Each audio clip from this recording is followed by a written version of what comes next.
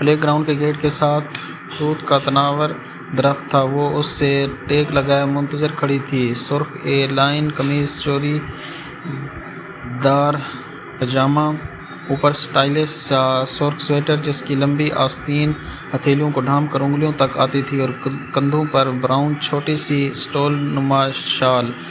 لمبے بال پیچھے کمر پہ گر رہے تھے۔ سردی اور دھند میں وہ مضطرب سی کھڑی تھی۔ ارم یا زارا اس نے کسی کو نہیں بتایا تھا۔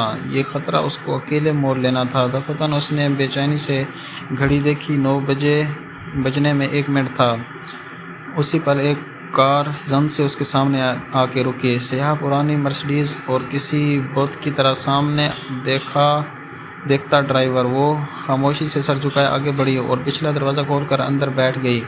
اس کے دروازہ بند کرتے ہی ڈرائیور نے گاڑی آگے گھما دی۔ تقریباً 1 گھنٹے بعد وہ سیف ہاؤس تھی۔ سفید دیواروں والا خالی کمرہ، درمیان میں لکڑی کی کرسی اور میز جس پر اسے بٹھایا گیا۔ میز پر صرف ٹیلی فون رکھا تھا، باقی پورا کمرہ خالی تھا۔ وہ مضطرب سی گردن گھما کر ادھر ادھر دیکھنے لگی۔ 3 طرف سفید دیواریں تھیں، ان میں سے ایک دیوار میں وہ دروازہ تھا جہاں سے وہ آئی تھی، البتہ چوتھی سمت اس کے بالمقابل دیوار شیشے کی بنی تھی۔ دراصل وہ شیشے کی سکرین تھی جو زمین سے لے کر چھت تک تھی۔ اس نے غور سے سکرین کو دیکھا۔ اس کا شیشہ دھندلا کر دیا گیا تھا، جیسے مشین پھیر کر فروسٹڈ کیا جاتا ہے۔ ہر شے اتنی مبہم اور دھندلی تھی کہ وہ بمشکل ایک خاکہ بنا رہی تھی۔ یقیناً وہ شیشہ ایک کمرے کے 2 حصوں میں تقسیم کرنے کے لیے درمیان میں لگا تھا، اور اس کے پار کمرے کا باقی حصہ تھا۔ شیشہ کے اس پار کوئی بڑا پرتعیش سا آفس تھا، اور آفس ٹیبل کے پیچھے ریوالونگ چیئر پہ کوئی بیٹھا تھا۔ اس کا رخ حیا کی جانب ہی تھا۔ اس کا چہرہ واضح نہ تھا۔ خاکی یونیفارم، سر پر کیپ، ٹیک لگا کر کرسی پر بیٹھا، میز پر رکھی کوئی چیز انگلیوں پر گھماتا ہوا۔ شاید دیکھ بھی اسی کو رہا تھا، مگر اس کی آنکھیں واضح نہ تھیں۔ واضح تھی تو بس ایک چیز، اس آفیسر کے گندمی چہرے کے دائیں طرف والے آدھے پہ یکدم نما سی کالک جیسے آدھا چہرہ جھلس گیا ہو۔ دفعتاً وہ شخص آگے کو جھکا اور میز سے کچھ اٹھا کر کان سے لگایا، غالباً فون کا ریسیور۔ ٹرن یکدم حیا کے سامنے میز پر رکھا فون بجنے لگا۔ وہ چونکی، فون مسلسل بج رہا تھا۔ کیا وہ شخص اسے کال کر رہا تھا؟ اس نے دھڑکتے دل سے ریسیور اٹھایا اور کان سے لگایا۔ ہیلو، السلام علیکم مس حیا سلیمان، دس از میجر احمد۔ ہیلو، السلام علیکم مس حیا سلیمان، دس از میجر احمد۔ وہی بھاری نرم گرم سا خوبصورت لہجہ۔ وعلیکم السلام۔ وہ فون ہاتھ میں پکڑ کر کان پر رکھے یکٹک سامنے اسکرین کو دیکھ رہی تھی، جس کے اوپر آدھے جھلس سے چہرے والا آفیسر فون تھامے بیٹھا تھا۔ کیا وہی میجر احمد تھا؟ میں امید کرتا ہوں کہ ہم نے آپ کو زیادہ تکلیف نہیں دی۔ جی، اس کو گھٹن محسوس ہونے لگی تھی۔ میرے سامنے لیپ ٹاپ پر سسٹم کھلا ہوا ہے، مجھے ایک کلک کرنا ہے اور آپ کی ویڈیو صفحہ ہستی سے ایسے مٹ جائے گی جیسے کبھی بنائی ہی نہیں گئی تھی۔ دیوار کے اس پار دھندلے منظر میں بیٹھے آفیسر کے سامنے بھی لیپ ٹاپ کھلا پڑا تھا، تو وہ میجر احمد تھا۔ وہ سامنے کیوں نہیں آتا تھا؟ اور شہر کے ایک ایک بندے سے یہ ویڈیو نکلوا چکا ہوں۔ بولے حیا، میں کلک کر دوں اور وہ رپورٹ؟ سمجھے وہ درج ہو گئی۔ اسے لگا وہ مسکرایا تھا۔ مگر آپ نے کہا تھا کہ مجھے رپورٹ کے لیے غلط کہا تھا، ایکسکیوز بنایا تھا۔ بعض اوقات بہانے بنانے پڑتے ہیں، تب جب مزید صبر نہیں ہوتا۔ سمجھیں؟ فون کو جکڑا، اس کا ہاتھ پسینے میں بھیگ چکا تھا۔ یہ شخص اتنی عجیب باتیں کیوں کر رہا تھا؟ آپ کلک کر دیں، بمشکل وہ کہہ پائی۔ وہ شخص جھکا، شاید بٹن دبانے، اور پھر واپس پیچھے ہو کر بیٹھ گیا۔ کر دیا۔ اوہ تھینک یو میجر احمد۔ اس کا گلا روندھنے لگا تھا۔ ایک بات پوچھوں؟ جی۔ کیا ویڈیو جعلی تھی؟ نہیں تھی تو اصلی۔ تو آپ اتنی ڈر کیوں رہی تھیں؟ ظاہر ہے یہ ہماری فیملی ویڈیو تھی، اور شادیوں پر ڈانس کی ویڈیو ہم نہیں بنواتے۔ کیوں؟ وہ پے در پے سوال کر رہا تھا۔ کیا مطلب کیوں؟ شادیوں کی ویڈیوز سرکولیٹ ہوتی ہیں ہر جگہ، کیا اچھا لگتا ہے ہمارے ڈانس کی ویڈیو پرائے لوگ دیکھیں؟ مگر پرائے لوگ لائیو تو دیکھ سکتے ہیں۔ غالباً اس ویڈیو میں مجھے ویٹرز، مووی میکر اور ڈی جے نظر آ رہے تھے، وہ بھی تو پرائے مرد ہیں نا۔ میں سمجھ نہیں پایا کہ اگر آپ اس طرح رقص کرنے کو صحیح سمجھتی ہیں تو ویڈیو کے باہر نکلنے پر پریشان کیوں تھیں؟ میں آپ کے سامنے جواب دہ نہیں ہوں، وہ دستی سے بولی۔ ٹھیک کہا آپ نے، خیر ایک اور بات پوچھوں؟ پوچھیے۔ اب اس کی آواز میں اجنبیت در آئی تھی۔ کبھی کوئی آپ کے لیے جنت کے پتے توڑ کر لایا ہے؟ ہم دنیا والوں نے جنتیں کہاں دیکھی ہیں میجر احمد؟ اس کے چہرے پر تلخی رقم تھی۔ تبھی تو ہم دنیا والے جانتے ہیں نہیں کہ جنت کے پتے کیسے دکھتے ہیں۔ کبھی کوئی آپ کو لا دے تو انہیں تھام دیجیے گا، وہ آپ کو رسوا نہیں ہونے دیں گے۔ اس کے چہرے کی تلخی سکوت میں ڈھلتی گئی۔ کون تھا اس بار؟ آپ سن رہی ہیں؟ ہوں جی جی۔ وہ چونک کر سنبھلی۔ میں چلتی ہوں۔ وہ ریسیور کان سے ہٹانے ہی لگی تھی کہ وہ کہہ اٹھا، ایک منٹ، ایک آخری سوال کرنا ہے مجھے۔ وہ اٹھتے اٹھتے واپس بیٹھ گئی۔ جی پوچھیے، آپ مجھ سے شادی کریں گی؟ اسے زور کا دھچکا لگا۔ وہ گانگ سی پھٹی پھٹی نگاہوں سے دھندلی دیوار کو دیکھے گئی۔ بتائیے مس حیا۔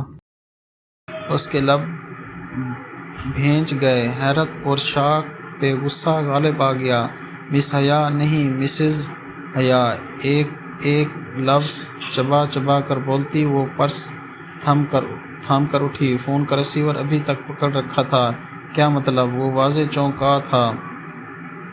افسوس کہ میرے بارے میں اتنی معلومات رکھنے کے باوجود آپ میرے بچپن میں ہونے والے نکاح سے بے خبر ہیں۔ وہ نکاح جو میرے کزن جان سکندر سے میرے بچپن میں ہی پڑھا دیا گیا تھا۔ میں شادی شدہ ہوں اور میرا شوہر ترکی میں رہتا ہے، اور آپ کی وہ رشتہ دار فیملی جو کبھی پاکستان آئی ہی نہیں۔ جانتا ہوں آپ کی پھوپھو کا خاندان جو ذلت اور شرمندگی کے مارے اب شاید کبھی ادھر کا رخ نہیں کرے گا۔ آخر کارنامہ بھی تو بہت شرمناک انجام دیا تھا نا۔ ان کا انتظار کر رہی ہیں آپ۔ ارے بچپن کا نکاح تو کورٹ کی ایک ہی پیشی میں ختم ہو جاتا ہے۔ Shut up, just shut up major Ahmed, وہ چلائی۔ آپ کی ہمت بھی کیسی ہوئی یہ بات کرنے کی؟ ارے بھاڑ میں جائیں آپ اور آپ کی وہ ویڈیو۔ آپ بھلے اس ٹی وی پر چلوا دیں، مجھے پرواہ نہیں۔ میرا ایک کام کرنے کی اتنی بڑی قیمت وصولنا چاہتے ہیں آپ؟ رہا جہان سکندر تو وہ میرا شوہر ہے اور مجھے بہت محبت ہے اس سے۔ اس کے علاوہ میری زندگی میں کوئی نہیں آ سکتا، سمجھے آپ؟ ریسیور واپس پٹکنے سے قبل اس نے سوگواریت بھرا کہکا سنا تھا، پھر پٹک کر وہ دروازے کی جانب بڑھی۔ اسی لمحے دروازہ کھول کر ایک سپاہی اندر آیا جو اسے اندر بٹھا کر گیا تھا۔ اسے فوراً اشارہ کر دیا گیا تھا۔ ملاقات ختم ہو چکی تھی اور حیا کے لیے وہ بات بے حد تلخ ثابت ہوئی تھی۔ گاڑی آپ کو انتظار کر رہی ہے میم، آئیے۔ وہ راستہ چھوڑ کر ایک طرف ہو گیا۔ حیا نے گردن موڑ کر دیکھا۔ دھند کے اس پار وہ شخص میز پر جھکا کچھ لکھ رہا تھا۔ اسے لگا اس نے اس کی میز پر کسی سرخ شے کی جھلک دیکھی ہے، شاید سرخ گلابوں کے گلدستے کی، یا شاید اس کا وہم تھا۔ جس لمحے وہ اس پرانی کار کی پچھلی سیٹ پہ بیٹھی تو کھلے دروازے سے اس سپاہی نے اسے ایک سرخ گلابوں کا بکے اسے تھمایا، گو کہ اس کے ساتھ کوئی خط نہ تھا۔ وہ پھول بھی ان سفید پھولوں سے قطعاً مختلف تھے۔ پھر بھی اسے یقین ہو گیا کہ وہ گمنام خطوط بھیجنے والا بھی میجر احمد ہی تھا، اور وہ اسے بہت پہلے سے جانتا تھا۔ یہ جا کر اپنے میجر احمد کے منہ پر دے مارو۔ اس نے بوکے سپاہی کے بازو میں پھینکا اور دروازہ کھٹاک سے بند کیا۔ گاڑی زن سے آگے بڑھ گئی۔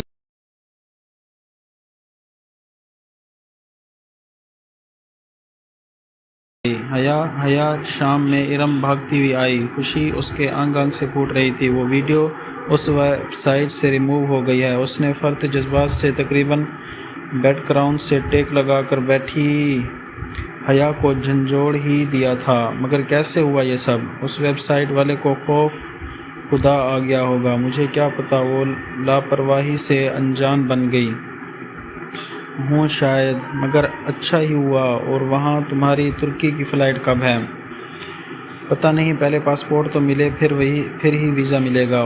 اس کو ارم کی موجودگی سے کوفت ہونے لگی تھی، کچھ اس کے تاثرات سے واضح ہو رہا تھا، اس لیے ارم جلد ہی اٹھ کر چلی گئی۔ وہ پھر سے سوچوں میں گم ہو گئی۔ میجر احمد، اس کا آدھا جھلسا چہرہ، سامنے نہ آنا، پردے کے پیچھے سے بات کرنا، اور اس کی وہ عجیب فلسفیانہ باتیں، جنت کا تذکرہ، باز پرس کرنا، اور پھر مجھ سے شادی کا سوال، اور وہ میرے خدایا کیسا عجیب آدمی تھا۔ اور اس کی ایک بات جس کے بارے میں وہ اس وقت شدید طیش میں ہونے کے باعث سوال نہیں کر سکتی تھی، آپ کی پھپھو کا خاندان جو ذلت اور شرمندگی کے مارے اب شاید ادھر کا رخ کبھی نہیں کرے گا۔ آخرکار کارنامہ بھی تو بہت شرمناک انجام دیا ہے۔ کیوں کہی تھی اس نے یہ بات؟ کیسی ذلت و شرمندگی؟ کیسا شرمناک کارنامہ؟ پھپھو کا خاندان واقعتاً پلٹ کر نہیں آیا تھا تو کیا اس کی وجہ ان کی اپنے ملک اور خاندان سے بیزاری نہیں تھی جیسا کہ وہ قیاس کرتی تھی، بلکہ کوئی اور تھی، کوئی ذلت امیز کام جو انہوں نے سر انجام دیا تھا؟ اور انہوں نے کس نے؟ پھپھو، ان کے شوہر، یا جہان سکندر نے؟ کیا گتھی تھی بھلا؟ مگر میجر احمد سے وہ استفسار نہیں کر سکتی تھی، نہ ہی اس کا دوبارہ کوئی فون آیا تھا پھر، اور وہ خطوط، وہ گلدستے، وہ بھی اس نے بھیجے تھے۔ اسے اس کے سبانجی جانے کا کیسے علم ہوا؟ یقیناً وہ اس کی کال ٹیپ کر رہا تھا، زارا نے اس کو بتایا تھا، اور وہ اس وقت یقیناً اس کے گھر کے باہر ہی ہوگا، مگر گلدستہ تو کچن کی ٹیبل پر رکھا تھا، تو کیا وہ ان کے گھر بھی داخل ہو سکتا تھا اور اس کے کمرے میں بھی؟ خوف کی لہر نے اسے اپنے حصار میں لے لیا۔ وہ اٹھ کر دروازہ بند کرنے ہی لگی تھی کہ فاطمہ بیگم دروازہ کھول کر اندر آئیں۔ حیا، تمہارے ابا تمہیں بلا رہے ہیں۔ اوکے، آ رہی ہوں۔ اس نے تکیہ پر رکھا دوپٹہ اٹھا کر گلے میں ڈالا، سلیپر پہنے اور باہر آئی۔ ابا، اس نے انگلی کی پشت سے کمرے کا دروازہ کھٹکھٹایا۔ آ جاؤ حیا۔ اس نے دروازہ کھولا۔ سامنے بیڈ پر سلیمان صاحب بیٹھے تھے، سوچ میں گم، متفکر، اس کے منتظر۔ ساتھ ایک طرف صوفے پر فاطمہ بیگم موجود تھیں، ان کی خوبصورت آنکھیں سوگوار تھیں اور باوقار سراپا تھا، افسردگی چھائی ہوئی تھی۔ آپ نے بلایا تھا ابا؟ ہاں، آؤ بیٹھو، میں نے ایک فیصلہ کیا ہے۔ اس نے گردن اٹھائی، وہ بہت سنجیدہ دکھائی دے رہے تھے۔ اب تمہیں کورٹ کے ذریعے سبین کے بیٹے سے خلا لے لینی چاہیے۔ کوئی اس کے منہ پر چابک دے مارتا تو شاید تب ہی اسے اتنا دکھ نہ ہوتا جتنا اب ہوا تھا۔ میں نے وکیل سے بات کر لیا ہے، عدالت کی ایک پیشی میں علیحدگی ہو جائے گی، اور جتنے بیزار وہ لوگ ہم سے ہیں، یقیناً انہیں اس بات سے بہت خوشی ہوگی۔ اس نے شاکی نظروں سے ماں کو دیکھا تو انہوں نے بے بسی سے شانے اچکا دیے۔ ابا، کیا یہ واحد حل ہے؟ بہت دیر بعد وہ بولی۔ ان کے رویے سے صاف اندازہ لگایا جا سکتا تھا کہ وہ اس رشتے کو رکھنا ہی نہیں چاہتے تھے۔ کیا اس کے علاوہ بھی کوئی حل ہے؟ حیا، دنیا کا کوئی باپ اپنی بیٹی کا گھر نہیں توڑنا چاہتا، اور میں کبھی تمہیں یہ نہ کہتا، لیکن کس قیمت پر ہم یہ رشتہ نبھانے کی کوشش کریں؟ نہیں دلاتے۔ اگر آپ کو واقعی لگتا ہے کہ آپ میرا گھر بسا ہوا دیکھنا چاہتے ہیں تو مجھے ترکی جانے دیں، وہاں میں اس کو ضرور ڈھونڈوں گی اور پوچھوں گی کہ اگر وہ گھر بنانا چاہتے ہیں تو ٹھیک ہے، ورنہ مجھے طلاق دے دے۔ اگر نہیں دیتا تو وہیں کورٹ چلی جاؤں گی، مگر مجھے ایک آخری کوشش کرنے دیں پلیز۔ وہ خاموش ہو گئے، شاید قائل ہو گئے تھے۔ ابا، آپ مجھے 5 ماہ کا وقت دیں، اگر اس کے آخر میں بھی آپ کو لگے کہ مجھے خلا لینی چاہیے تو آپ کے فیصلے میں آپ کے ساتھ ہوں گی۔ وہ اٹھی اور پھر بنا کچھ کہے کمرے سے نکل گئی۔ وہ خطبی لڑکی اسے کلاس کے باہر ہی مل گئی۔ وہ فائلیں سنبھالتی باہر جا رہی تھی جب اس نے حیا کو روک لیا۔ سنیں مس سلیمان، وہ جیسے مجبوراً اسے مخاطب کر رہی تھی۔ حیا نے کوفت سے پلٹ کر دیکھا۔ وہاں خدیجہ رانا کھڑی تھیں، ڈی جے، جسے ڈی جے صرف اس کے فرینڈز کہا کرتے تھے۔ وہ اس کی فرینڈ نہ تھی اور نہ ہی بننا چاہتی تھی۔ جی خدیجہ، بادل نوازتا اس نے ذرا مروت سے جواب دیا۔ آپ نے ویزا کے لیے اپلائی کر دیا؟ دراصل میڈم فرخندہ نے کہا ہے ہم دونوں کو جلد از جلد ویزا کے لیے اپلائی کرنا چاہیے، کیونکہ فروری کے پہلے ہفتے ہم نے سبانجی کو جوائن کرنا ہے، اور آج 13 تاریخ ہے، ہمارے پاس بس 15 دن ہیں، اور ترکی کا ویزا 15 دن میں کبھی نہیں لگا کرتا۔ وہ تیز بولے جا رہی تھی۔ اس کی بات کچھ ایسی تھی کہ حیا کو سنجیدہ ہونا پڑا، ورنہ ابھی تک تو وہ ابا کی کہی گئی باتیں سوچ رہی تھی۔ اور تو تب ہمیں کیا کرنا چاہیے؟ کل ترکش ایمبیسی جا کر ویزے کے لیے اپلائی کرنا ہے۔ ان کا عجیب سا رول ہے کہ ہر روز سب سے پہلے آنے والے 15 امیدواروں کا ہی انٹرویو ہوتا ہے۔ ایمبیسی صبح 7 بجے ہی کھل جاتی ہے اور لوگوں کی لائن لگی ہوتی ہے۔ اگر ہم ایک منٹ بھی لیٹ ہو گئے تو ہمیں اگلے دن پر ڈال دیں گے۔ سن رہی ہیں نا آپ؟ ہوں جی، اس نے غائبی دماغ سے سر ہلایا۔ پتہ نہیں وہ کیا بولے جا رہی تھی۔ آپ مجھے اپنا نمبر لکھوا دیں تاکہ ہم کوآرڈینیٹ کر سکیں۔ اس نے بے دلی سے اپنا نمبر لکھوا دیا۔ خدیجہ اسے اپنے فون میں نوٹ کرتی گئی۔ پھر ٹھیک ہے، کل صبح 6:30 بجے تک آپ ڈپلومیٹک انکلیو تک پہنچ جائیے گا، میں وہیں ہوں گی۔ اس نے اچھا کہہ کر جان چھڑوانے والا انداز میں سر ہلایا۔ اور پلیز دیر مت کیجیے گا، یہ نہ ہو کہ آپ کی وجہ سے میرا ویزا بھی رہ جائے مس سلیمان۔ وہ ناک چڑھا کر یہ جتا گئی کہ آخر وہ بھی خدیجہ رانا ہے۔ کیا کمپنی ملی ہے مجھے، اف۔ وہ پیر پٹک کر آگے بڑھ گئی۔ ابا کی باتوں نے اسے اتنا ڈسٹرب کیا تھا کہ اس وقت ویزا وہ آخری چیز تھا جس کے بارے میں وہ سوچ سکتی تھی۔ رات کی تاریکی کو دکانوں کی دیواروں سے جھلکتی روشنی روشن کیے ہوئے تھی۔ زرد روشنیوں کا عکس سامنے لمبی سیدھی سڑک پر بھی پڑا تھا، جس کی ایک طرف پارکنگ کی گاڑی کی لمبی قطار تھی، دوسری طرف ایک چھوٹا سا چبوترا بنا ہوا تھا۔ چبوترے پر دن کے وقت بکفیر کار اسٹال لگا کرتے تھے۔ یہ جناح سپر تھا، سیاہ جیکٹ کی جیبوں میں ہاتھ ڈالے، شانوں پر پھسلتے سیاہ لمبے بال لیے وہ سر جھکائے خود فراموشی کے عالم میں چل رہی تھی۔ اماں اور ابا کی کہی گئی باتیں دل و دماغ میں گونج رہی تھیں۔ یہ جیحان سکندر کون تھا؟ اس کا منکوہ کزن، شوہر، وہ شخص جس کے خواب اس نے ساری عمر دیکھے تھے۔ کیا ابا اماں نہیں جانتے تھے کہ خواب اگر اپنے ہاتھوں سے توڑے جائیں گے تو انگلیاں بھی زخمی ہو جاتی ہیں؟ پھر کیسے وہ خود کو زخم دے؟ اگر وہ جیحان یا سبین پھپھو کے لیے کوئی انچاہا رشتہ تھا تو بھی ان کی صفائی کا ایک موقع دیے بغیر ہی کیسے خود کو ان سے الگ کر لے؟ وہ سیٹی کی تیز آواز تھی جس نے اسے خیالوں کے ہجوم سے نکالا۔ اس نے چونک کر سر اٹھایا۔ وہ 3 لڑکے تھے، جینز اور جیکٹس میں ملبوس۔ وہ مختلف سمتوں سے اس کی طرف آ رہے تھے، یوں کہ ہر طرف وہی تھے، گھیرا، نرگا، تنگ دائرہ۔ جگہ قدرے سنسان تھی، خالی چبوترا تاریکی میں ڈوبا تھا، جگمگاتی روشن دکانیں ذرا دور تھیں۔ اس کا دل دھک سے رہ گیا۔ وہ تیزی سے پلٹی، مگر ادھر سے بھی ان کا کوئی چوتھا آ رہا تھا۔ وہ مبہم آوازیں نکالتے، معنی خیز اشارے کرتے اس کے ارد گرد گھیرا تنگ کر رہے تھے۔ وہ قریب آتے 2 لڑکوں کے درمیان تیزی سے سر جھکائے گزرنے لگی، مگر دائیں والے لڑکے نے سبک رفتاری سے اس کی کلائی تھام کر اپنی طرف کھینچا تھا۔ ابھی اس کے لبوں پر چیخ بھی نہیں نکلی تھی کہ آگے بڑھنے والا خود بوکھلا کر پیچھے ہٹا تھا۔ ٹن کی زوردار آواز کے ساتھ کسی نے اس لڑکے کے سر پر کچھ مارا تھا۔ مرن جوگے، باجی کو تنگ کرتے ہو؟ چھوڑوں گی نہیں میں تمہیں۔ وہ اونچی لمبی ڈولی ہاتھ میں پکڑے فرائی پان کو گھما گھما کر مار رہی تھی۔ حیا ہکا بکا سی 2 قدم پیچھے ہوئی۔ جس کو لگا تھا وہ سر پکڑے بلبلاتا ہوا بھاگا، باقی 2 بھی ساتھ ہی دوڑے۔ ایک نے ذرا پھرتی دکھا کر ڈولی کو لات مارنی چاہی۔ ڈولی نے اسی فرائنگ پین کو گھما کر ایسی ضرب دی کہ لڑکے کا گھٹنا چٹک گیا۔ وہ لنگڑاتا ہوا بھاگ گیا۔ آئے بڑے سالے، ڈولی سے پنگا لیتے ہیں۔ وہ فاتحانہ ہاتھ جھاڑتے ہوئے اب حیا کی طرف مڑا۔ پہلی دفعہ جب اس نے ڈولی کو دیکھا تھا اسے کراہیت آئی تھی، دوسری دفعہ خوف، اور اس دن ٹریفک جام میں دیکھ کر غصہ آیا تھا، اور آج کچھ بھی نہیں۔ وہ خاموشی سے تیز تیز سانس لیتی اس کو دیکھ رہی تھی۔ چھوڑو جی ان حرام خوروں کو باجی، ان کا تو کام ہی یہی ہے۔ میں بھی بڑی دیر سے تاڑ رہی تھی ان کو، مجھے کیا پتا تھا کہ اپنی باجی جی کو تنگ کر رہے ہیں۔ آئے بڑے۔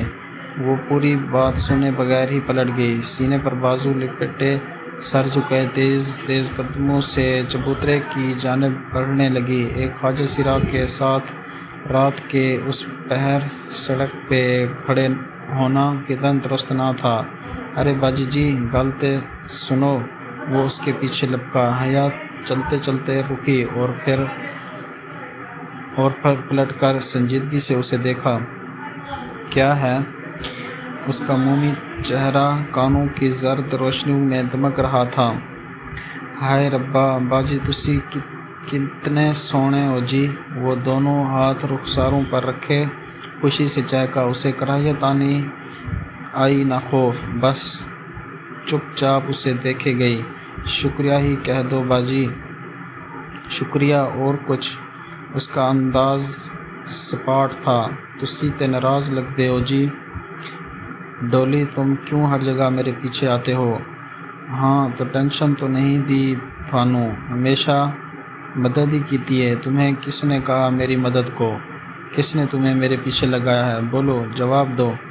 ڈولی کا منہ آدھا کھل گیا، لینز لگی آنکھوں میں، پہلے حیرت اور پھر آنسو تیرنے لگے۔ کسی نے نہیں جی۔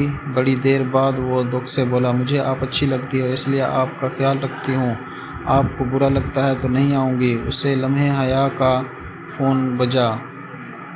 اس نے چونک کر ہاتھ میں پکڑے موبائل کو دیکھا، اس پہ پرائیویٹ نمبر کا کالنگ لکھا آ رہا تھا۔ وہ پیر پٹک کر چبوترے کی طرف آئی اور پاؤں لٹکا کر بیٹھ گئی۔ وہ فون ابھی تک بج رہا تھا۔ اس نے فون کان سے لگایا اور ڈولی کو دیکھا جو چھوٹے چھوٹے قدم اٹھاتا سسکتا ہوا اس تک آ رہا تھا۔ ہیلو مس حیا، کیسی ہیں آپ؟ وہ میجر احمد تھا۔ اس کی آواز کے پیچھے بہت شور تھا۔ ڈولی آہستہ سے اس سے ذرا فاصلے پہ چبوترے پہ بیٹھ گیا، سر جھکائے وہ ہتھیلی سے آنسو پوچھ رہا تھا۔ خدا کے لیے مجھے فون مت کیا کریں، اور یہ جو بندے آپ نے میرے پیچھے لگائے ہیں نا، ان میں سے ایک ایک کا خون کر دوں گی اور اس کے ذمہ دار آپ ہوں گے۔ میں شادی شدہ ہوں اور جلد ہی آپ اپنے شوہر کے پاس چلی جاؤں گی۔ میرا پیچھا چھوڑ دیں، سمجھے آپ؟ مزید کچھ سنے بغیر اس نے فون رکھ دیا۔ تسی گھر بار والی ہو جی؟ ڈولی نے چہرہ اس کی طرف اٹھایا۔ ہاں، تمہارے اس میجر نے بتایا نہیں تمہیں؟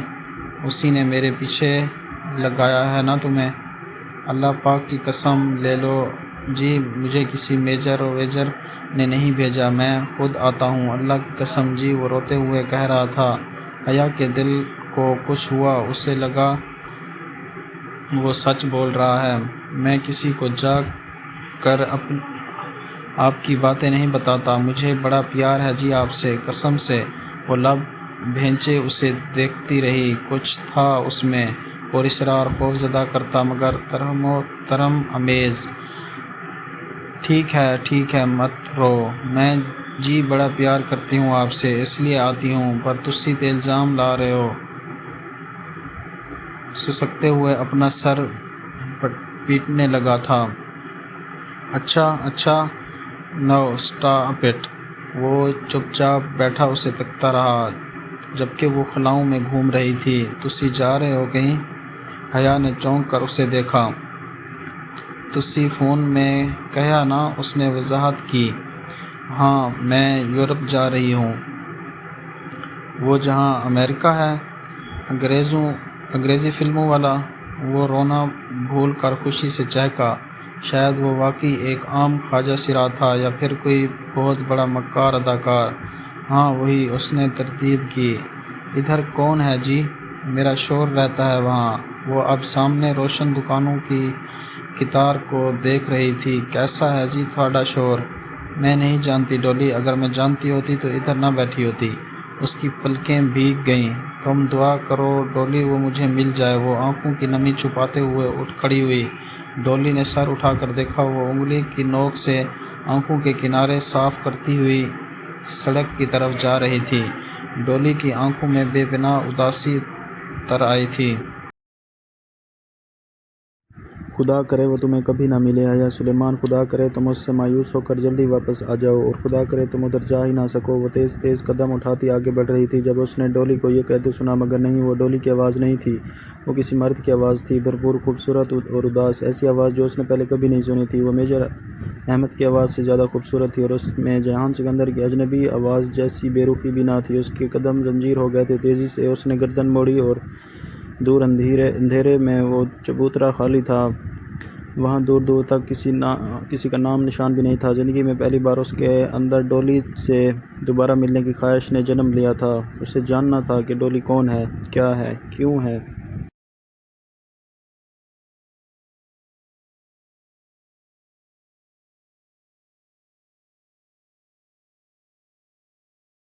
اس رات وہ مشکل سے 2-3 گھنٹے سو سکی تھی۔ پھر فجر کی اذان سے پہلے تیار ہو کر وہ ڈپلومیٹک انکلیو پہنچ گئی کہ خدیجہ کی بار بار کال آ رہی تھی۔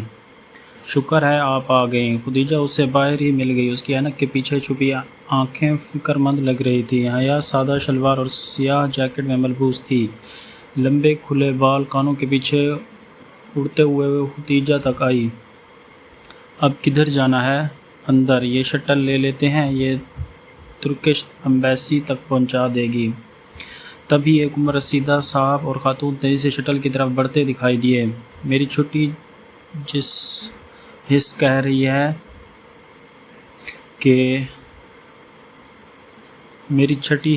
رہی ہے کہ یہ انکل آنٹی بھی ترکش ایمبیسی جا رہی ہیں۔ حیا جلدی کریں، ہمیں پہلے 15 منٹ میں سے ہونا ہے۔ وہ حیا کا ہاتھ پکڑ کر جلدی سے آگے بڑھی، پھر خیال آنے پر پوچھ لیا، اندر آئی ڈی کارڈ سے انٹری ہوگی، آپ آئی ڈی کارڈ اور پاسپورٹ لائی ہیں نا؟ اور حیا کا دماغ بھگ سے اڑ گیا۔ وہ رات اتنی ڈسٹرب تھی کہ بھول ہی گیا کہ پاسپورٹ تو مجھے آج ملنا تھا، وہ تو ابھی بنا ہی نہیں۔ حیا خدیجہ منہ کھولے ہکا بکا اسے دیکھ رہی تھی۔ نہیں، آئی ایم سوری، میں اور Khadija I am really sorry, میرے پاس پاسپورٹ نہیں ہے۔ اس کا سر گھومنے لگا تھا، وہ اتنی بڑی غلطی کیسے کر سکتی تھی؟ آپ کے پاسپورٹ نہیں ہے تو آپ خود کیوں آئی ہیں؟ ہاں، آپ کی وجہ سے میرا اسکالرشپ بھی رہ جائے گا، اتنا احساس ہے آپ کو؟ وہ پھٹ پڑی تھی، اور حیا جو اتنی مغرور اور خود پسند لڑکی تھی، جس کی شخصیت اس سے لباس تک ہر شے پرفیکٹ ہوتی تھی اور جس کی مثالیں اس کی کلاس فیلو دیا کرتی تھی، وہ ایک دم رو پڑی۔ آئی ایم سوری خدیجہ، میرے کچھ پرابلم تھے، میری لائف بہت ڈسٹرب ہو گئی ہے۔ وہ جلدی سے بے اختیار امڈ آنے والے آنسو صاف کرنے لگی۔ It's okay Khadija, I am sorry, مگر آپ جائیں، میں کل ٹرائی کر لوں گی۔ خدیجہ کچھ لمحے خاموش کھڑی رہیں، پھر آہستہ سے بولی، لائیں اپنا آئی ڈی کارڈ مجھے دیں۔ جی، اپنا آئی ڈی کارڈ مجھے دیں اور آپ واپس جا کر پاسپورٹ آفس سے پاسپورٹ اٹھا لیں۔ امید ہے آئی ڈی کارڈ سے انٹری ہو جائے گی اور ہماری باری آنے تک آپ واپس پہنچ جائیں گی۔ مگر پاسپورٹ آفس تو پنڈی میں ہے اور مجھے تو جاتے ہوئے بھی 1 گھنٹہ لگ جائے گا، اور پاسپورٹ آفس تو کھلتا بھی 9 بجے ہے، جبکہ ایمبیسی 7 بجے کھل جائے گی۔ اس نے فکر مندی سے کلائی پر باندھی ہوئی گھڑی کو دیکھتے ہوئے کہا، یہ ناممکن ہے، میں کبھی بھی اتنی جلدی واپس نہیں پہنچ پاؤں گی کہ پہلے 15 منٹ میں سے ہو سکوں۔ حیا، میں نے زندگی میں ایک بات سیکھی ہے کہ انسان کو کوئی چیز نہیں ہرا سکتی جب تک وہ خود نہ ہار مان لے۔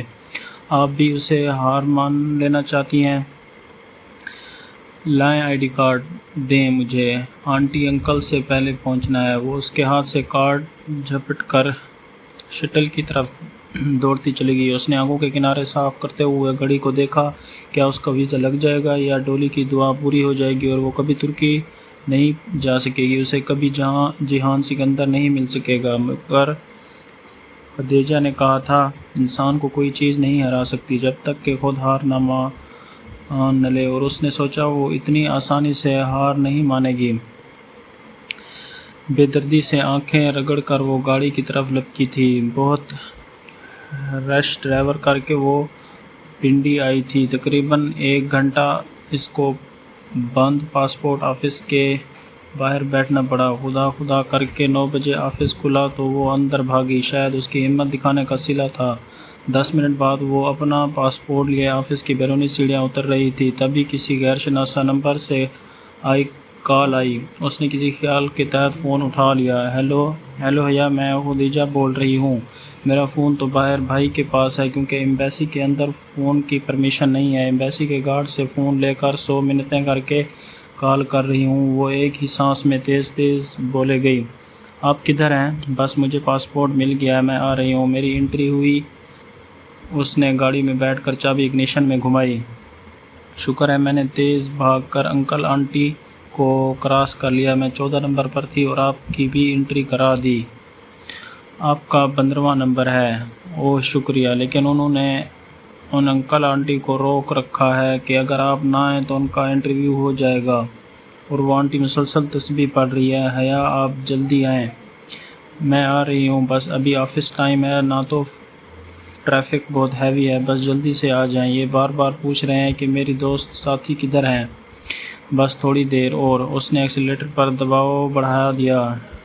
ٹریک حسب معمول پھنسا ہوا تھا، بے پناہ رش، ہارن کا شور، بند سگنل، پھنسی ہوئی گاڑیاں۔ وہ بار بار فکر مندی سے کلائی پر بندھی گھڑی دیکھتی اور پھر سست روی سے چلتے ٹریفک کو بمشکل مڑی روڈ سے نکل پائی تو سکون کا سانس لیا۔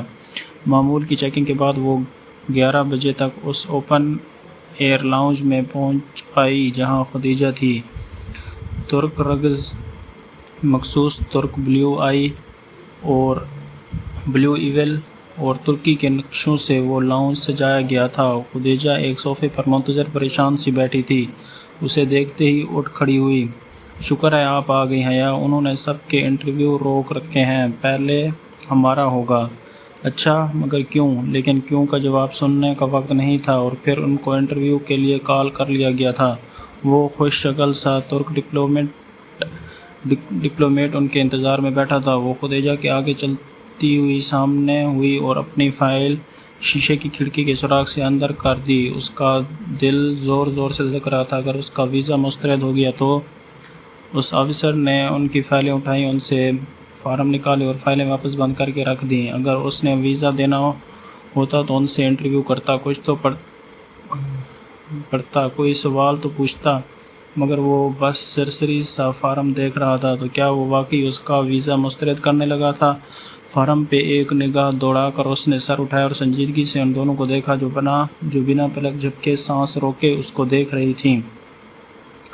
آپ کدھر تھیں؟ میں اتنے دنوں سے آپ کا ویٹ کر رہا تھا۔ اس نے ساتھ ہی میز پر رکھا ایک کاغذ اٹھایا۔ مجھے سبانجی یونیورسٹی نے یہ لسٹ بھجوائی تھی، اس میں آپ کے نام ہے تاکہ میں آپ کا ویزا لگا دوں۔ خیر، ویزا کل تک سٹیمپ ہو جائے گا۔ آپ میں سے کوئی ایک کل آ کر دونوں پاسپورٹ پک کر لیں، شام 4 بجے تک۔ رائٹ۔ فرت جذبات سے ان کی آواز نہیں نکل رہی تھی، دل یوں دھڑک رہا تھا جیسے ابھی سینہ توڑ کر باہر نکل آئے گا۔ وہ جیسے ہی اس کے آفس سے نکلیں ایک ساتھ ہی رک گئیں اور ایک دوسرے کو دیکھا۔ آئی ایم سوری حیا، آئی ایم سوری خدیجہ، بیک وقت دونوں کے لبوں سے نکلا تھا، اور پھر وہ دونوں ہنستے ہوئے ایک دوسرے کے گلے لگ گئے۔ بالآخر اسے یقین آ گیا تھا کہ ہاں، وہ واقعی ترکی جا رہی ہیں، وہ بھی پورے 5 ماہ کے لیے۔ وہ ترکی جہاں وہ رہتا ہے، جہاں وہ جو ہمیشہ سے اس کے دل کے ساتھ رہا تھا۔ ویلکم می او سبانسی۔ ویلکم می او سبانجی۔ مجھے خوش آمدید کہو اے سبانجی۔ بھائی تو چلے گئے تھے مجھے ڈراپ کر کے، میں آپ کے سیل سے ان کو کال کر لوں کہ وہ مجھے پک کر لیں۔ ڈپو میٹل انکلیو سے نکلتے ہوئے خدیجہ نے پریشانی ظاہر کی تو اس نے مسکراتے ہوئے سر جھٹکا۔ نو پرابلم، میں آپ کو ڈراپ کر دوں گی خدیجہ، آپ مجھے ڈی جے اور تم کہہ سکتی ہیں۔ شور۔ اس نے پارکنگ میں کھڑی گاڑی کا لاک کھولا۔ مجھے جناح سپر تک جانا تھا، یوں نہ کریں کہ کچھ شاپنگ کر لیں، آپ نے کچھ تو لینا ہوگا خدیجہ۔ اس کی تاکید کے باوجود بھی وہ تکلف ختم نہ کر سکی۔ سویٹرز لینے ہیں، وہاں بہت سردی ہوگی، پھر وہیں چلتے ہیں۔ سائنو شور کے بالمقابل چبوترا خالی تھا، مگر دن کے وقت وہ اتنا ویران نہیں لگ رہا تھا جتنا پچھلی رات لگا تھا۔ اور وہ سر جھٹک کر آگے بڑھ گئی۔ اور وہ نیڈل ایمبریشنز پہ سیل لگی ہے، آئیں کچھ دیکھ لیتے ہیں۔ وہ کافی دنوں سے سوچ رہی تھی کہ یہاں سے کوئی اچھا شرٹ پیس لے آئے، اور آج تو سیل بھی لگی تھی۔ وہ اور خدیجہ آگے پیچھے شیزے کا دروازہ دھکیل کر اندر داخل ہوئیں۔ شاپ کے اندر وہی مخصوص ماحول تھا، ہیٹر کی گرمی اور باہر کی خنکی کا ملا جلا تاثر۔ زرد سپاٹ لائٹ سے چمکتی چھت اور ہر طرف شوکیسز پر پھیلے کڑھائی والے کپڑے۔ وہ مویشی سٹینڈ پر لگے نمونے دیکھتی آہستہ آہستہ قدم بڑھا رہی تھی۔ سامنے ورک ٹیبل تھی جس کے پیچھے کھڑا مستعد سیلز مین اسے دیکھ کر فوراً متوجہ ہوا تھا۔ جی میم، یہ پنک والا دکھائیں جس پر وائٹ ایمبرائڈری ہے۔ اس نے انگلی سے پیچھے رول کیے ہوئے تھان کی طرف اشارہ کیا۔ سیلز مین نے گردن پھیر کر دیکھا۔ میم، یہ میں نے سامنے رکھا ہے، یہ سامنے ہی پڑا ہے۔ وہ اس سے چند فٹ بائیں جانب اشارہ کر رہا تھا جہاں ایک فیملی کھڑی اسے کپڑے کا معائنہ کر رہی تھی۔ اوہ تھینکس۔ وہ چند قدم چل کر بائیں جانب آئی جہاں میز پر وہ خوبصورت کڑھائی والا شرٹ کا فرنٹ پیس پڑا ہوا تھا۔ حیا کے بالکل بائیں جانب ایک نوجوان سر جھکائے کپڑے کو ہاتھ سے مسل کر چیک کر رہا تھا۔ اس کے ساتھ ایک نفیس معمر سی خاتون اور ایک کم عمر اونچی پونی ٹیل والی لڑکی کھڑی تھی۔ ممی، یہ پنک والا لے لیتے ہیں۔ ثانیہ بھابی کا کمپلیکشن فیئر ہے، ان پر سوٹ کرے گا۔ کیوں بھائی؟ وہ اب نوجوان کی رائے مانگ رہی تھی۔ حیا نہ چاہتے ہوئے بھی ان کی طرف متوجہ ہوئی۔ اسے بس یہی جلدی تھی کہ کب وہ نوجوان اس کپڑے کو چھوڑے اور وہ اسے دیکھ پائے۔ اس وقت بھی گلابی شرٹ کا کپڑا اس شخص کے ہاتھ میں تھا۔ اس نے اسے ہاتھ میں یوں پکڑا ہوا تھا کہ اس کی ہتھیلی والی طرف اوپر تھی۔ حیا اس کے ہاتھ میں پکڑے کپڑے کو دیکھ رہی تھی۔ دفعتاً اس کی نگاہیں کپڑے سے اس شخص کی کلائی پر پھسلتی گئیں۔ وہ بری طرح چونکی۔ اس کی کلائی پر کانٹے کا سرخ گلابی نشان تھا، جیسے جلا ہو یا کوئی برتھ مارک۔ وہ اس کے ساتھ ہی کھڑا تھا، گلابی کپڑے کو ہاتھ میں مسل کر چیک کرتا ہوا۔ وہ مکمل طور پر اپنی فیملی کی طرف متوجہ تھا۔ وہ یہاں سے اس کا نیم رخ ہی دیکھ سکتی تھی۔ وہ دراز قد تھا، رنگ صاف اور آنکھوں پر فریم لیس گلاسز تھے۔ چہرے پر متانت اور سنجیدگی تھی۔ جینز اور جیکٹ میں ملبوس وہ اچھا خاصا سمارٹ نوجوان تھا۔ حیا نے دوبارہ اس کے ہاتھ کو دیکھا جس میں اس نے کپڑا پکڑ رکھا تھا۔ اسی پل اس کی بہن نے وہ کپڑا نرمی سے اپنی جانب کھینچا۔ گلابی ریشم اس کی ہتھیلی سے پھسل گیا۔ اب اس کی انگلیاں سامنے تھیں، جن کے اوپری پوروں کی قدرتی لکیر پہ بھوری سی لکیر پڑی تھی۔ اسے بے اختیار شیشے میں آئی وہ انگلیاں یاد آئیں۔ بہت احتیاط سے اس نے ادھر ادھر دیکھا۔ خدیجہ قدرے فاصلے پر کھڑی ڈمی کا لباس دیکھ رہی تھی۔ آس پاس کوئی اس کے جاننے والا نہیں تھا، یقیناً وہ یہاں تماشا کر سکتی تھی۔ پنکی، اس نے دانستی قریب کھڑے نوجوان کی طرف چہرہ کر کے بلند آواز سے پکارا۔ وہ اپنی بہن کی سمت دیکھ رہا تھا، اس نے شاید سنا نہیں، البتہ اس کی بہن حیا کو اپنی طرف دیکھتا پا کر کچھ بولتے بولتے رکی تھی۔ پنکی، اس نے ذرا زور سے پکارا۔ کم عمر لڑکی نے ناسمجھی سے اسے دیکھا۔ اس کی والدہ بھی بیٹی کی نگاہ کے تعاقب میں اس کی طرف دیکھنے لگی تھیں۔ ان دونوں کے یوں روک کر حیا کو دیکھنے کی وجہ سے اس نوجوان نے بھی گردن موڑی۔ حیا نے دیکھا اس کا چہرہ جھلسا ہوا تھا۔ جھلسنے کا نشان بہت گہرا نہ تھا، بس اتنا کہ آدھا چہرہ صاف گندمی رنگ کا لگتا تو دوسرا حصہ گہرا سانولا۔ پنکی، ڈولی کہاں ہے؟ وہ سینے پر بازو لپٹے تیکھے انداز میں بولی اور چونکا وہ اس نوجوان کی آنکھوں میں دیکھ کر بولی تھی، اس لیے وہ ذرا الجھ سا گیا۔ سوری، میں نے پوچھا ہے ڈولی کہاں ہے؟ کون؟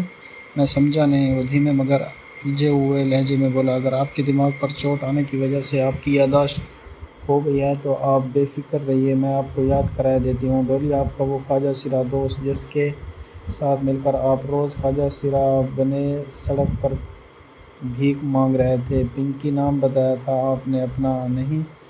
اس کی پیشانی شکن آلود ہو گئی، آنکھوں میں غصہ در آیا، تاہم وہ برداشت کر کے بولا، میڈم آپ کو کوئی غلط فہمی ہوئی ہے، میں آپ کو جانتا تک نہیں ہوں، مگر میں آپ کو بہت اچھے سے جانتی ہوں۔ یہ آپ کی انگلیوں کے نشان میری گاڑی کے شیشے میں پھنسنے کے باعث ہی آئے تھے، مجھے یاد ہے مسٹر۔ آپ کون ہیں اور پرابلم کیا ہے آپ کو؟ وہ لڑکی مزید برداشت نہیں کر سکی تھی۔ میں وہ ہوں جس نے آپ کے ان بھائی صاحب کو خواجہ سرا بنے دیکھا تھا۔ اٹس انف، اس نوجوان نے غصے سے کھڑکا۔ میں شرافت سے آپ کی بکواس سن رہا ہوں اور آپ بے لگام ہوتی جا رہی ہیں۔ اس سے آگے آپ نے کوئی فضول گوئی کی تو اچھا نہیں ہوگا۔ اتنی ہی شرافت ہے آپ میں تو خواجہ سرا کیوں بنے ہوئے تھے؟ کسی نے اس کے عقب میں کہا تو وہ چونکی۔ خدیجہ بہت اعتماد سے کہتی اس کے برابر آن کھڑی ہوئی تھی۔ حیا کو ایک دم ہی جیسے ڈھارس سی ملی۔ آپ کا دماغ خراب ہے، اپنی بہن کو سمجھائیں، میرے بھائی سے تعارف کا اچھا بہانہ ڈھونڈا ہے انہوں نے۔ لڑکی بھڑک کر بولی، شاپ میں بہت سے لوگ سب کچھ چھوڑ کر ان کو دیکھ رہے تھے۔ تعارف مائی فٹ، جواباً خدیجہ بھی اونچی آواز میں بولی، آپ کے بھائی کو میں نے خود خواجہ سراغ بنا دیکھا تھا، میں ابھی 10 اور لوگ لا سکتی ہوں جو اس بات کی گواہی دیں گے۔ عجیب خاتون ہیں آپ، خواہ تنگ کیے جا رہی ہیں، یہ تعارف کے بہانے کسی اور کے سامنے جا کر بتائیے۔ سر، میڈم، شاپ مینیجر تیزی سے ان کی طرف آیا۔ پلیز آپ ادھر تماشا نہ کریں، دوسرے کسٹمرز ڈسٹرب۔ اوہ میجر صاحب! اب اس نے اس نوجوان کا چہرہ دیکھا تو شناسائی بھری حیرت سے بولا، بہت معذرت سر۔ آپ محترمہ وہ حیا کی طرف مڑا، آپ پلیز شور نہ کریں، اگر آپ خریداری نہیں کرنی تو آپ جا سکتی ہیں۔ آپ ہوتے کون ہیں مجھے شاپ سے نکالنے والے؟ احمد بھائی چلیں ہم ہی چلتے ہیں، ان کا تو دماغ خراب ہو گیا ہے۔ لڑکی نے خفگی سے اسے دیکھتے ہوئے کپڑا پھینکا اور پلٹی۔ وہ نوجوان ایک تنفر بھری نگاہ اس پر ڈال کر اپنے ماں کا شانہ تھامے دروازے کی طرف بڑھ گیا۔ حیا نے چونک کر اسے دیکھا۔ احمد بھائی، میجر صاحب تو کیا وہ توبہ ہے ان آج کل کی لڑکیوں کی۔ والدہ صاحب مسلسل ناپسندیدگی سے بڑبڑاتی نکل گئیں۔ وہ لب بھینچے کھڑی انہیں جاتے دیکھی گئی۔ اسے اس شخص کے میجر احمد ہونے میں کوئی شبہ نہیں رہ گیا تھا۔ حیا، اس سے پہلے کہ یہ مینیجر ہمیں دھکے دے کر نکالے ہم بھی کھسک جائیں۔ ڈی جے نے اس کے قریب سرگوشی کی تو وہ چونکی، پھر سر جھٹک کر آگے بڑھ گئی۔ باہر کھلی فضا میں آ کر اس نے بے اختیار کہا تھا، تھینک یو ڈی جے، اور یہ پہلی بار تھا جب اس نے خدیجہ کو اس کے معروف نام سے پکارا تھا۔ ڈی جے بے ساختہ ہنس دی، مجھے پتہ تھا آپ جھوٹ نہیں بولتی، آپ نے واقعی وہی دیکھا ہوگا جو کہہ رہی تھی، مگر ڈی جے میں نے… اچھا تو دوستو، آج کے ایپیسوڈ کو یہیں پر اینڈ کرتے ہیں۔ امید کرتا ہوں کہ آپ کو یہ ایپیسوڈ پسند آئی ہوگی۔ اگر آپ نے میرا چینل سبسکرائب نہیں کیا ہوا تو جلدی سے سبسکرائب کر لیں اور ویڈیو کو لائک ضرور کریں۔ تو ملتے ہیں نیکسٹ ایپیسوڈ میں، تب تک اپنا خیال رکھیے گا۔ اللہ حافظ۔